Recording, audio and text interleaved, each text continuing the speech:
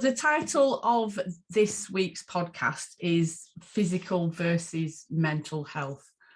And it's got a different slant on it. I've been doing a lot of contemplating and thinking lately.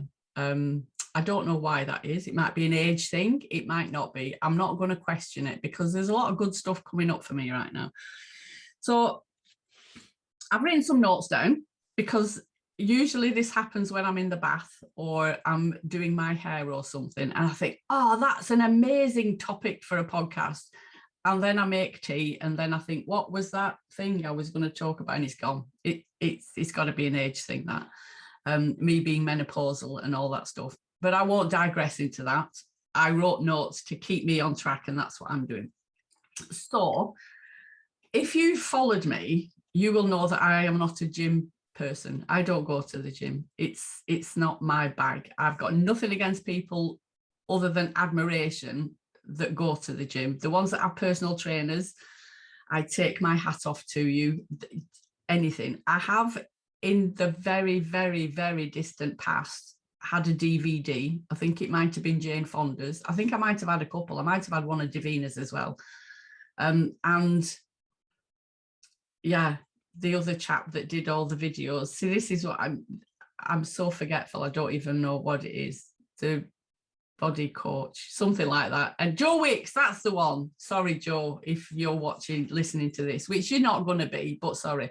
So yeah, Joe Wicks, I got one of his hit things that frightened the life out of me just watching it and I was exhausted. But that's by the by.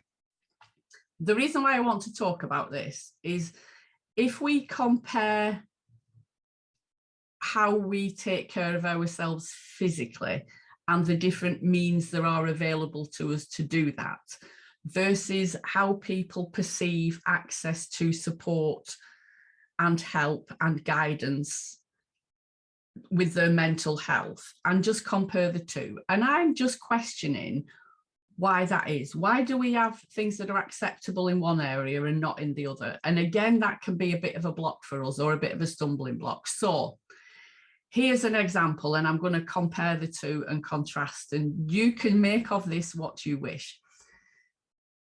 So physical health, you might have a personal trainer, you might have a PT that you book in once a week and spend an hour in the gym with this one person.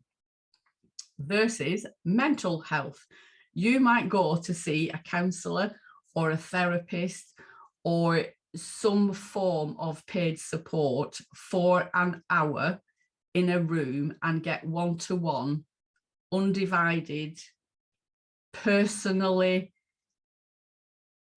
scheduled stuff for you. Same as a PT physical that works out a regime for you, might work out about a diet plan and an exercise plan and run through it with you.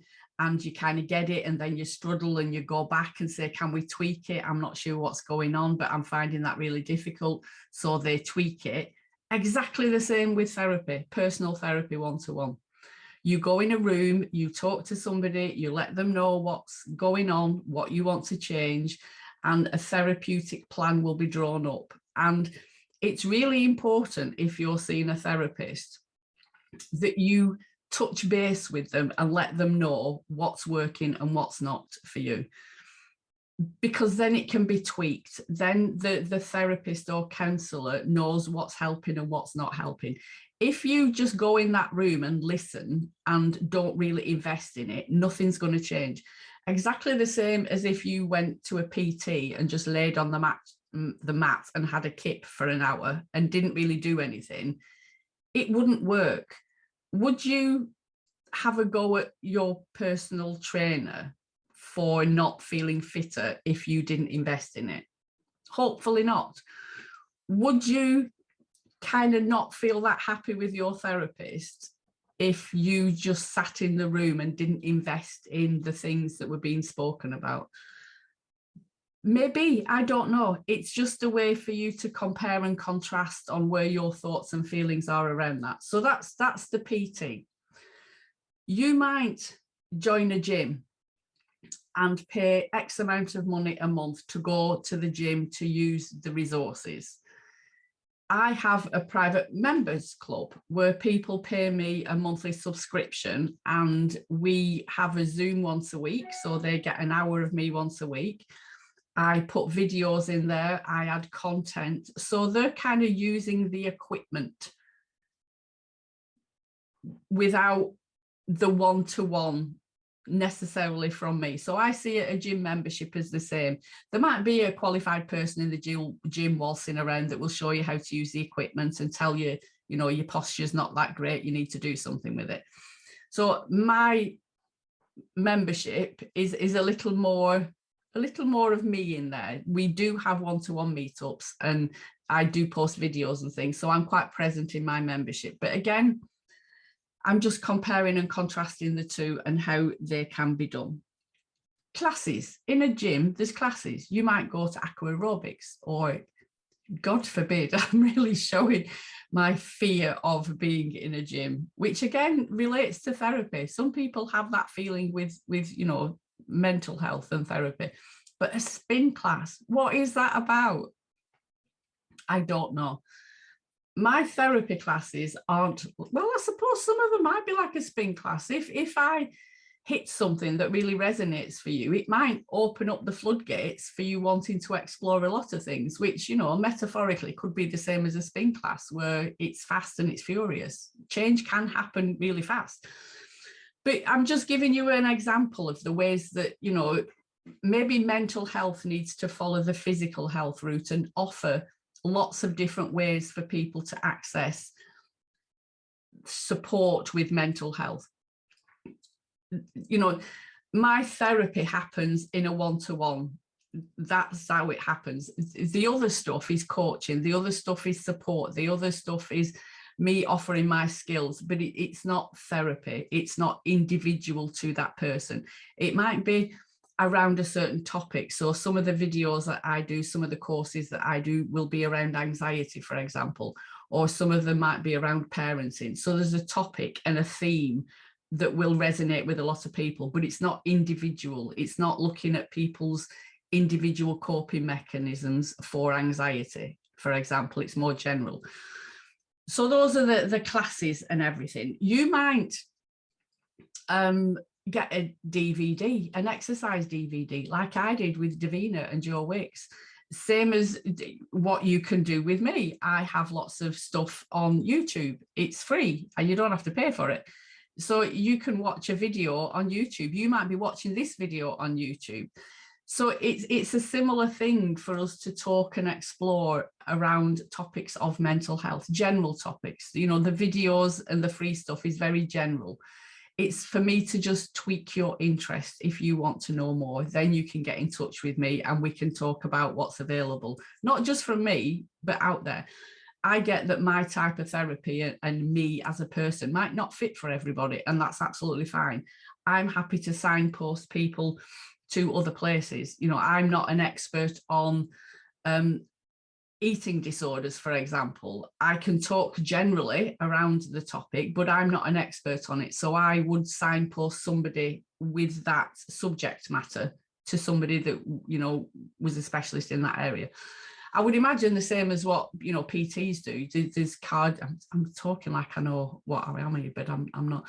There's, you know, cardio and weight training and diet, and, you know, the physical side has got lots of elements to it. So if you're really good at doing the weights business, but you're not that good at cardio, then you might get them to join a group with somebody else. Similar sort of thing. Books, you might buy a book, you might buy an exercise book. You know, often these videos come with a book.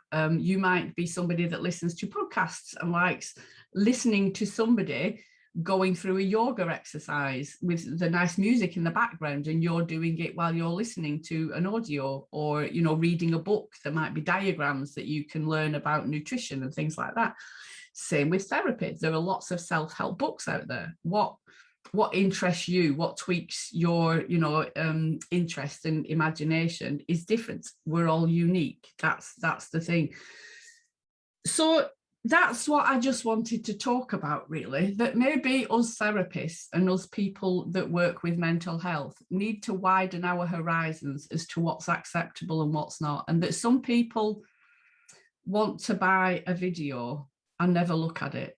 Some people, which, you know, to be fair, the DVD is still in my drawer and it's not seen the light of day for quite a while. I was quite enthusiastic when I got it. I did watch it and I did try, and I bought a mat, but it didn't last very long. And some people will be like that with therapy. You know, I lost, I wouldn't say a lot of weight, but I did watch my diet and lose weight just before my daughter's wedding. And then celebrated after and put it all back on again. You know, if I look at that in a therapeutic way, life might throw you a curveball. Look at COVID. You know, there's an awful lot of people connecting with me and looking for support because of what's happened out there. When things calm down, they might not need that support anymore. It's just a crutch, it's support, it gets us through a certain thing. Same as physical health. You know, if you've got a big event coming up and you want to get fit for X, Y, and Z, if you want to lose weight for X, Y, and Z, as soon as that life event has passed, you might not step foot in a gym again for another 2 years until you need to do it. It's the same with therapy. I recommend, you know, particularly my one-to-one clients, when they come, that they kind of agree to come for 4 sessions. And then after 4 sessions, we can reassess and see where things are. It's not a contract signed in blood, any of that. The only thing I ask from my clients is that they don't disappear on me, because that, you know, that makes me worry if they don't let me know. Anybody can cancel at any point in time. You know, I see clients for years, religiously every week. I see clients that come for 4 weeks and then go away, but then in 6 months' time or 12 months' time, they might come back for just 1 more session. They just need a top up. They just need to touch base. That's absolutely fine. I don't believe that there has to be rules around how we access support for our mental health. For me, it's all about people, you know, being invested in whatever it is that they choose to do. So if you know, hear my podcast and you're listening to this, be invested in it. Listen back, go back to the beginning and listen to a few more episodes. You might get something out of it. If you're watching this on YouTube and you're watching the video, go back and listen to a couple of other ones. See what titles, you know, resonate with you and listen to those as well. The biggest thing for me is that you invest in your own mental health. Same as it's important that you invest in your own physical health, because if you don't, nothing will change.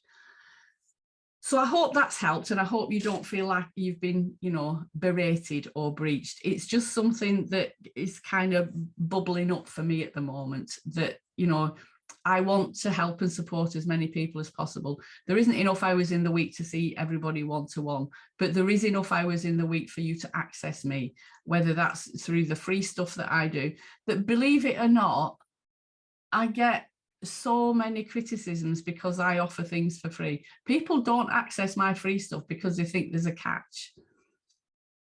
People will always have an opinion on everything that we do. That's the other thing. I think I might have done a podcast on that in the past. And if not, I need to do another one. I might resurrect it and do it again. So anyway, feel free to contact me. You can contact me, Jacci, at jaccijones.co.uk, if you've got a topic that you want me to talk about, if there's something that's a burning desire for you. So enjoy the rest of your week, and I shall speak to you all very, very soon. Take care.